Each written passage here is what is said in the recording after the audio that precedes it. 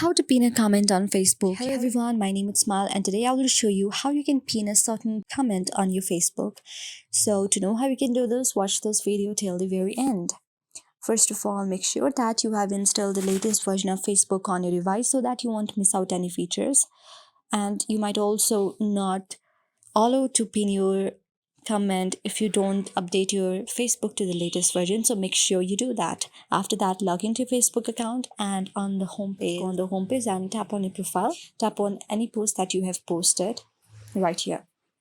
So if I just post something really random and now also comment something on my own because I don't have any comments or post on my video or post. So when I tap on the comments, and now I want to pin this comment, then you can just long press on the comment, tap on the edit option.